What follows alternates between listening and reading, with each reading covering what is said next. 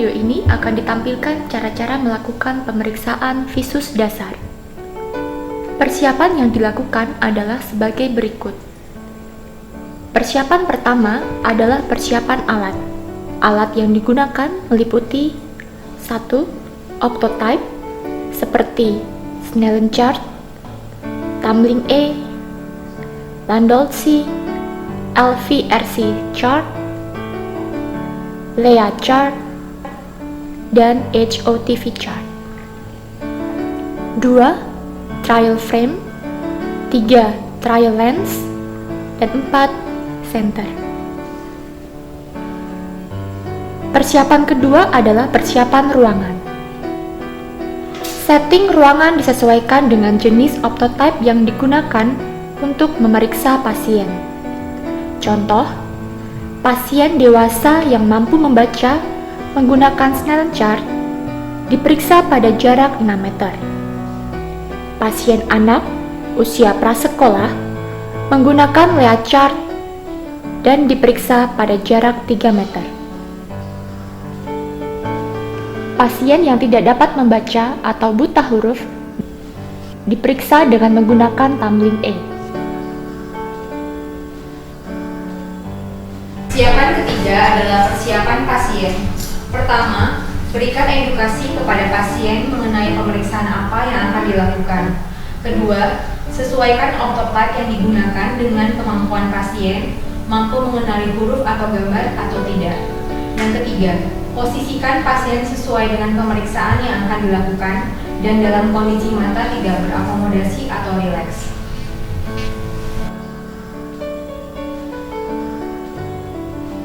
Sore Pak. Saya Dr. Nana. Hari ini saya akan melakukan pemeriksaan visus dasar pada Bapak yang bertujuan untuk mengenai tanya penglihatannya Bapak. Bapak bersedia? Ya, bersedia. Bapak bisa mengenali huruf? Bisa. Tahap pertama, pengamatan. Lakukan pengamatan terhadap kedudukan bola mata dengan pemeriksaan Hisper test dan media refrakta jernih atau tidak. Hisper test yang mau belajar. Kemudian dilakukan pengukuran pupil distance. Dan terus depan ya Pak ya.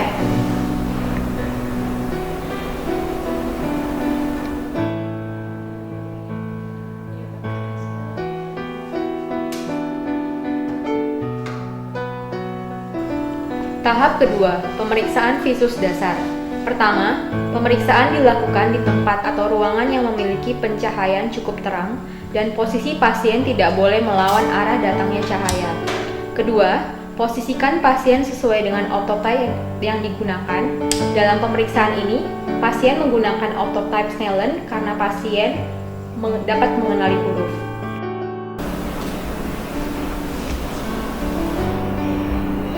Disesuaikan dengan pupil distance pasien. Dipakai ya Pak ya.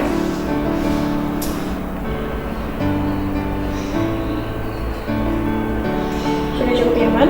Ya, sudah.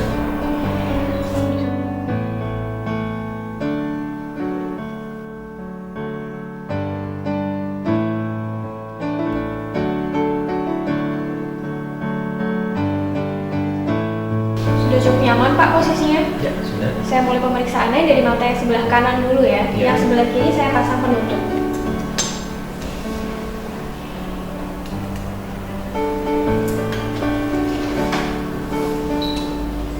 Huruf yang di depan Bapak bisa baca. Ya, bisa. Mulai dibaca mulai dari sebelah kiri ke sebelah kanan. Ya. Membaca.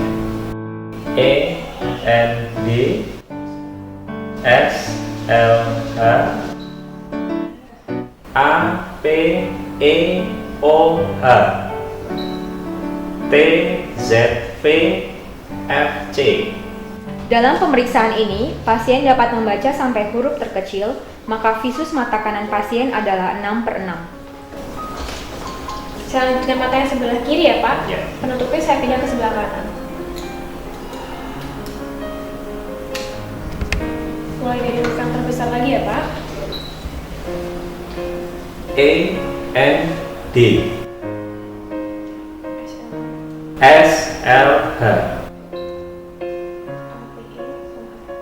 APEOH.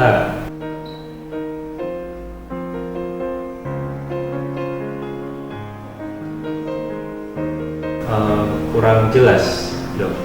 Yang baris ini kurang jelas ya Pak ya? Ya. Dalam pemeriksaan ini, pasien tidak dapat membaca seluruh huruf pada baris 6/6, maka visus mata kiri pasien adalah 6/7,5. Sekian Pak pemeriksaannya tadi. Jadi hasil pemeriksaannya untuk visus mata sebelah kanan Bapak adalah 6/6, yang artinya mata kanan Bapak masih normal dapat membaca huruf terkecil pada jarak 6 meter. Untuk mata sebelah kiri, visusnya 6/7,5, yang artinya Bapak dapat membaca huruf pada jarak 6 meter. Seharusnya orang normal dapat membaca huruf pada jarak 7,5 meter. Apakah sudah cukup jelas Pak? Ya, jelas, dok. Ya, Sekian Pak. ya, terima kasih, dok. Ibu, coba dibaca huruf yang ada di sana. Tidak jelas, dok. Apakah tidak jelas semua, Bu? Tidak jelas, dok. Tidak jelas.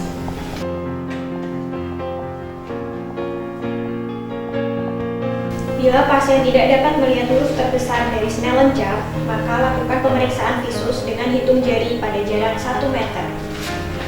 Ibu, bisa dilihat jari saya ada berapa?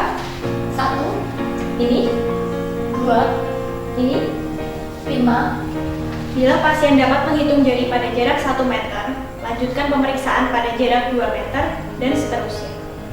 Ini coba dibaca lagi, Bu. 5, ini, 2, ini, 1. Ini jari saya berapa, Bu? 2, ini, 1, ini, 5, ini, 1. Ini jari saya berapa, Bu? Tidak jelas, dokter. Tidak jelas ya? Ini? Tidak jelas, dokter. Tidak jelas ini? Tidak jelas, dok. Visus mata kanan pasien adalah 3/60. Ya, Bu, untuk mata kanannya sudah selesai kita periksa. Sekarang saya mau periksa mata yang kiri. Saya tutup mata kanan Ibu ya. Sama seperti yang tadi, Bu, coba dilihat. Itu huruf apa? Tidak terlihat, dokter. Tidak terlihat. Semua tidak terlihat jelas tuh. Tidak jelas, dokter. Tidak jelas ya. Ini jari saya berapa, Bu? 2, ini, 1, ini, 5. Ini jari saya berapa? Tidak jelas, dokter. Tidak jelas. Ini? Tidak jelas, dok. Ini? Tidak jelas juga. Oke. Baik, Bu, pemeriksaan sudah selesai. Saya lepas kacamatanya ya. Dalam pemeriksaan ini, visus mata kiri pasien adalah 1/60. Jadi bagaimana, dok, hasilnya? Ya, baik, Bu, dari pemeriksaan yang kita lakukan tadi, didapatkan visus untuk mata kanan Ibu adalah 3/60. Artinya, Ibu dapat menghitung jari pada jarak 3 meter, di mana seharusnya orang normal itu bisa menghitung jari pada jarak 60 meter. Sedangkan untuk mata kiri Ibu, visus mata kiri Ibu adalah 1/60, yang artinya Ibu dapat menghitung jari pada jarak 1 meter, di mana orang normal seharusnya bisa menghitung jari pada jarak 60 meter. Apakah ada pertanyaan, Bu? Tidak ada, dok. Terima kasih. Ibu, sekarang pertama-tama saya akan memeriksa mata sebelah kanan. Mata yang sebelah kiri ditutup dengan telapak tangan Ibu, tapi jangan ditekan ya. Dengan telapak tangannya Ibu, iya seperti itu. Ibu bisa menghitung jari saya ada berapa? Tidak jelas, dok. Tidak jelas, dok. Bila pasien tidak dapat menghitung jari pada jarak 1 meter, lanjutkan pemeriksaan dengan menggunakan lambaian tangan pada jarak 1 meter. Pemeriksaan dilakukan beberapa kali untuk memastikan pasien benar-benar dapat melihat arah lambaian tangan. Kalau arah gerakan tangan saya, Ibu bisa melihat? Bisa, dok. Ke arah mana Ibu? Kanan kiri. Kalau sekarang, ke arah mana Bu? Atas bawah, dok. Ini ke arah mana Ibu? Kanan kiri. Bila pasien dapat melihat arah lambaian tangan, maka visus pasien adalah 1/300 atau hand movement. Sekarang ganti mata yang sebelah kiri yang diperiksa ya Bu. Mata sebelah kanan ditutup dengan telapak tangan, tapi jangan ditekan. Kalau jari saya di sini, Ibu bisa menghitung ada berapa? Tidak bisa, dok. Tidak udah jelas. Kalau arah lambaian tangan saya, Ibu bisa lihat? Bisa kanan kiri dong. Yang sekarang ke arah mana, Ibu? Sama dong kanan kiri. Ini ke arah mana? Atas bawah dong. Ya, sudah selesai, Ibu. Jadi, hasil pemeriksaan kedua mata Ibu, tajam penglihatannya didapatkan 1/300, di mana Ibu dapat melihat arah gerakan tangan pada jarak 1 meter. Sedangkan pada orang normal seharusnya dapat melihat arah gerakan tangan pada jarak 300 meter. Apakah ada yang mau ditanya, Bu? Tidak dokter, terima kasih. Sama-sama. Pak, apakah Bapak dapat melihat lambaian tangan saya? Enggak dong. Baik, sekali lagi saya tanya ya. Ini ada lambaian tangan? Tidak ada dong. Bila pasien tidak dapat melihat arah lambaian tangan, lanjutkan pemeriksaan dengan menggunakan sinar senter. Pak, ini apakah ada cahaya di depan Bapak? Ya, ada. Baik, ini gelap atau terang, Pak? Gelap. Ini ada cahaya atau tidak?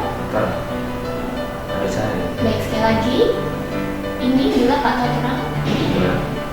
Ini Terang. Jika pasien dapat membedakan antara gelap dan terang, maka visus pasien adalah 1/tak terhingga atau light perception positif. Pak, apakah Bapak dapat melihat cahaya di depan mata Bapak? Tidak. Apakah ini ada cahaya? Tidak. Baik, sekali lagi. Apakah Bapak melihat ada cahaya di depan mata Bapak? Tidak.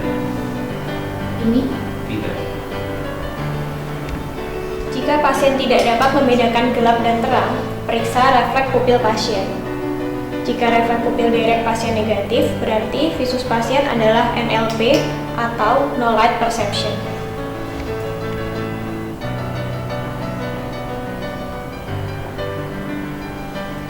baik, Pak. Berdasarkan hasil pemeriksaan yang telah kami lakukan, kami mendapatkan hasil sebagai berikut. Mata kanan Bapak hanya dapat membedakan gelap dan terang. Berarti tajam penglihatan Bapak adalah 1/tak terhingga atau light perception positif. Sementara mata kiri Bapak tidak dapat membedakan gelap dan terang, yang berarti tajam penglihatan mata kiri Bapak adalah no light perception atau NLP.